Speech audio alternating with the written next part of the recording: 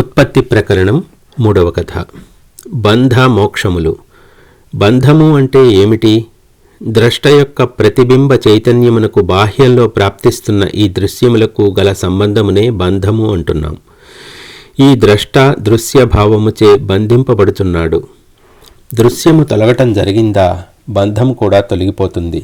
అయితే దృశ్యము అంటే ఏమిటి? నీవు నేను మొదలైన మిథ్యాకల్పనలతో కూడిన జగత్తే కదా. అట్టి ఈ జగత్తు రూప మాయనంత వరకు ముక్తి లభించదు. అయితే రామచంద్ర, ఇదంతా లేదు, ఇది ప్రతిబింబము వంటిదే అనే పై వాక్యాలు పలికినంత మాత్రం చేత ఈ దృశ్య బోధ నశిస్తుందా? లేదు. ఒక విధంగా చూస్తే అధికమైన వాక్యాలు, సాంకేతిక పదజాలం చిత్త విక్షేపమునే కలిగిస్తూ దోషమును వృద్ధి చేస్తాయి కూడా. ఎక్కువగా తర్కం చేయటం వలననో లేక తీర్థయాత్రలు సేవించినంత మాత్రం చేతో ఈ జగత్తు మనోవీధి నుండి తొలగించడం సులభ సాధ్యం అయ్యేది కాదని విచారణశీలురగువారు మనకు చెప్పుచున్నారు. ఇక్కడ ఒక చమత్కారం ఉంది, చెబుతాను విను. జగద్దృశ్యంతు యద్యస్తి నశామ్యతేవ కస్యచిత్ నాసతో విద్యతే భావో నా భావో విద్యతే సతః. ఈ జగత్తు వాస్తవంగానే ఉంటే ఇక దీనిని తొలగించే ప్రసక్తి ఎక్కడా? ఎందుకంటావా? ఏది వాస్తవానికి లేదో అనగా అసత్తతో అట్టి దానికి ఉనికి ఎక్కడా? ఏది ఉండియే ఉన్నదో అనగా సత్తో ఇక దానితో లేమి అనున్నది అసంభవమే కదా. కాబట్టి ఈ దృశ్యము లేదు. ద్రష్ట మాత్రం యథాతథుడై సర్వదా ఉండియే ఉన్నాడు. కానీ స్వస్వరూపం యొక్క అపరిజ్ఞాన కారణంగా ఈ దృశ్యము ఉన్నట్లే తోచుచున్నది. చైతన్య స్వరూపమగు ఆత్మ స్వయముగా సర్వము తెలుసుకుంటోంది కనుక జ్ఞేయము. అది కొంతవరకే తెలుసుకొని మరికొంత గ్రహించలేదు కనుక అపరిజ్ఞేయము కూడా. అది దృశ్య నివృత్తి పొందనంత వరకు తాను ఎక్కడ ఉంటే అక్కడ ఒక పరమాణువులో కూడా దృశ్యమును గాంచుతూనే ఉన్నది. ఓ జీవుడా, నీవు ఇప్పుడు మానవ జన్మ పొందావు. ఇదొక సదవకాశం. ఆత్మానుభవము కొరకై నీవు ఇప్పుడు ప్రయత్నించాలి. ఈ దృశ్యము నా దృష్టిలో లేకుండా ఉండేది ఎట్లా అనుదాని కొరకై ప్రయత్నశీలుడవు కావాలి. సురాపానము సేవించువాడు ఈ మత్తు పానీయముల వలన నాకు తృప్తి కలుగుతుంది అనే దురభిప్రాయం పరిత్యజించాలంటే ఎంతో ప్రయత్నం చేయవలసి ఉంటుంది. ఈ దృశ్యము వాస్తవమే అను భ్రమ మనస్సులో దృఢం అయి ఉండటం అట్టిదే. అది సూక్ష్మబుద్ధితో గ్రహించినట్టి మేము తపోధ్యాన జపాది సాధనముల వలన చిత్తశుద్ధిని ముందుగా సంపాదించుకున్నాం. అట్టి శుద్ధ చిత్తము యొక్క సహాయం చేత ఈ దృశ్యమునకు అస్తిత్వం లేదు అను బుద్ధిని పెంపొందించుకున్నాం. అందుచేత ఇప్పుడు దృశ్యము యొక్క మచ్చ కూడా మాకు కనబడటం లేదు. ఓ రామచంద్ర, ఈ జగత్తునకు సంబంధించిన సంస్కారం నీయందు ఉన్నంత వరకు నీవు పారిపోయి ఒక పరమాణువులో దాగినా లాభం లేదు. ఆ పరమాణువులో కూడా నీకు అనేక జగత్తులు ప్రాప్తిస్తూనే ఉంటాయి.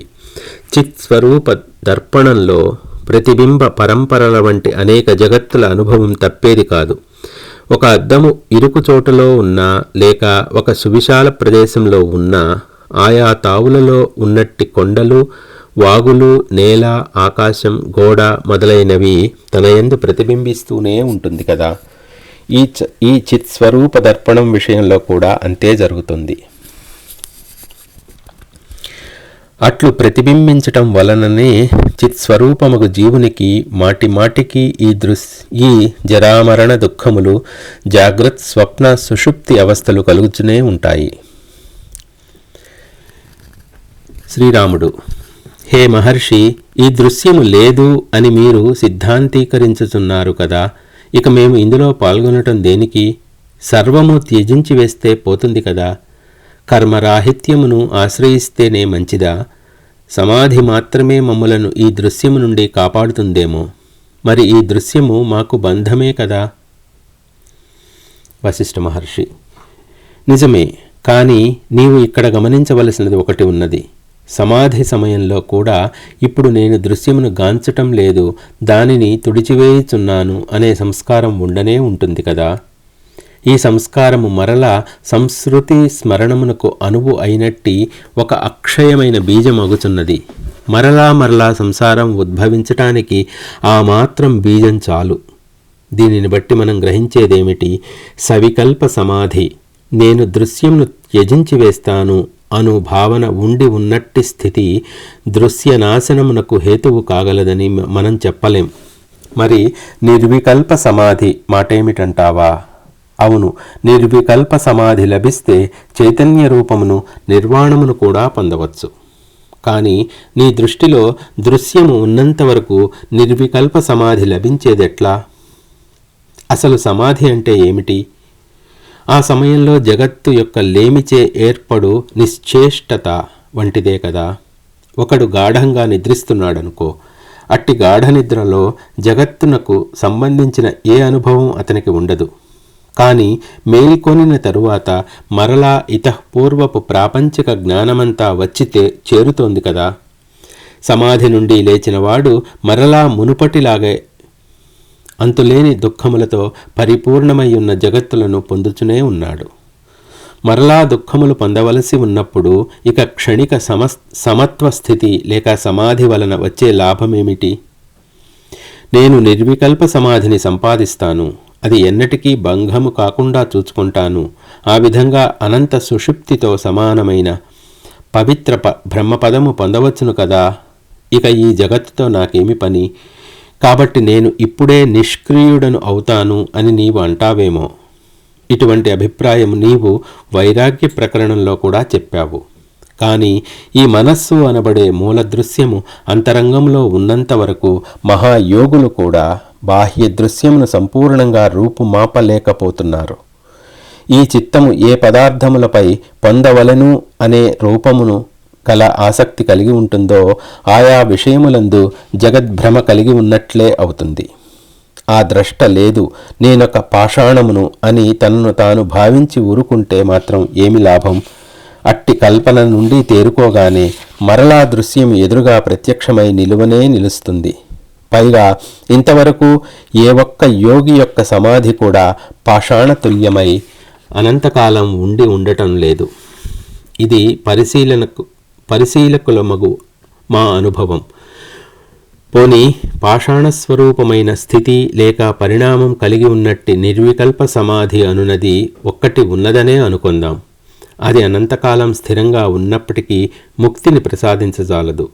ముక్తి అనునది శాంతము, జ్ఞానస్వరూపము, శ్రేష్టము, అనాది, అనంతము కదా.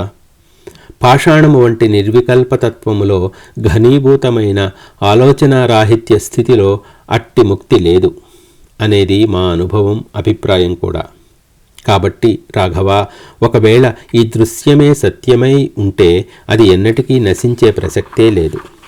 ఈ దృశ్యమును మేము తపో జప ధ్యానాదుల సహాయం చేత నశింపచేస్తాం అనున్నది ఎంతటి హాస్యాస్పదం. మూఢులే అట్లు భావిస్తున్నారు. లేనిది తొలగించటమేమిటి? దృశ్యం అసలే లేదు, ఒకవేళ ఉంటే నశించదు. మరి దృశ్యము, సంబంధము అనే సంసారము తొలగేది ఎట్లా? దృశ్యము మిథ్య అని తపోధ్యానాదులచే శుద్ధి పొందిన చిత్తమునకు సుస్పష్టమగుచున్నది. అనగా తపోజప ధ్యానాదులు మోక్షమునకు నేరుగా కారణము కాదు, అవి చిత్తమును శుద్ధము చేయటానికి మాత్రమే ఉపకరిస్తాయి. అట్టి శుద్ధ చిత్తము యొక్క సహాయంతో ఈ జగత్తు బ్రహ్మమే అని సుస్పష్టంగా, సందేహరహితంగా, అనుభవపూర్వకంగా తెలియవచ్చుటే మోక్షము అని గ్రహించదవుగాక. అనగా ఈ కనబడే సర్వము బ్రహ్మమే అను నిత్యాభ్యాసం తపోధ్యానాదుల అంతిమ ఫలమునకు సమానమే కదా. ఒక తామర పువ్వులో గింజలు తీసుకో, ప్రతి గింజలోనూ భవిష్యత్తులో మొలవబోవు తామర తీగ యొక్క లక్షణములన్నీ సంస్కార రూపంలో అణిగి ఉంటాయి.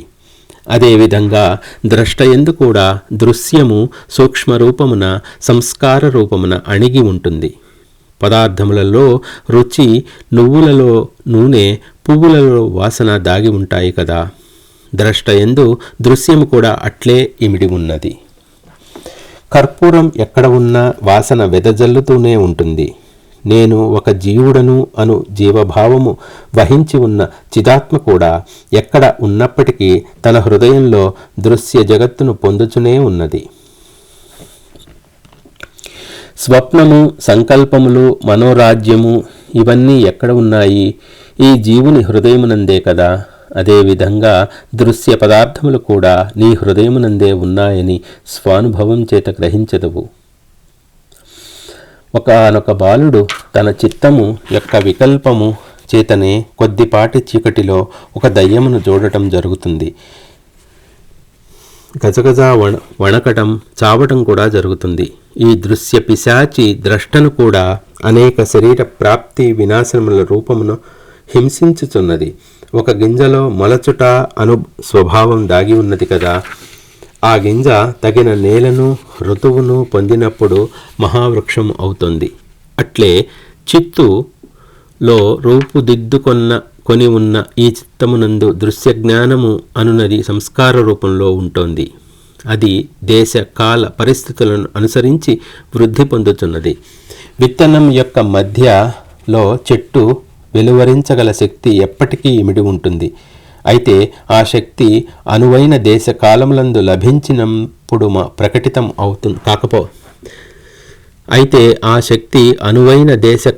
లభించనప్పుడు ప్రకటితం కాకపోవచ్చు. అప్పుడు మొలకెత్తు శక్తిలో లోపించినట్లో, త్యజించబడినట్లో అజ్ఞాన దృష్టిచే పైకి కనిపించవచ్చు. అదేవిధంగా చిన్మాత్ర శరీరి ఎరుకయే రూపముగా కలిగి ఉండి ఈ శరీరమును ధరించినవాడు అయినట్టి ఈ జీవుని అంతరమున కూడా అతని స్వభావమే అయినట్టి ఈ జగత్తు సర్వకాలములందు ఉండనే ఉంటుంది. అయితే సమయ భేదమును అనుసరించి సమాధి కాలంలో అణిగిపోయినట్లో, విడిచిపోయినట్లో తోచుతున్నది. మరలా వ్యుత్థాన కాలంలో వచ్చిపడుతోంది. మోక్షస్వరూపులకు జ్ఞానుల దృష్టి ఎలా ఉంటుందో చెబుతాను విను. నేను ఈ జగత్తులో కనిపించుతున్న ఏదైనా ఒక పదార్థము వంటి వాడను కాను. నన్ను బంధించగలిగినదంటూ ఏది ఎక్కడా లేదు. దేనికి సంబంధించనట్టి శుద్ధ చైతన్య స్వరూపుడనే నేను. అనంతుడనై సర్వదా సర్వమును వెలిగించుచు సర్వమునందు వెలుగొందుచున్నాను. ఈ జగత్తు నా స్వభావమే.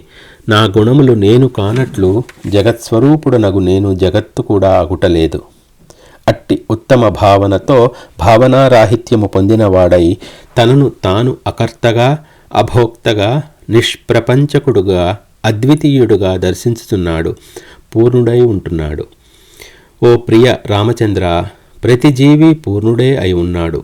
అయితే సంసారబద్ధుడకు జీవుడు అది మరచి ఇందు సంచరించుచున్నాడు. ఓ ఈ జీవుడా, నీవు పూర్ణుడవేనయ్యా అని శాస్త్రకారులు, గురువులు గుర్తు చేయుటకు ప్రయత్నిస్తున్నారు. అంతే.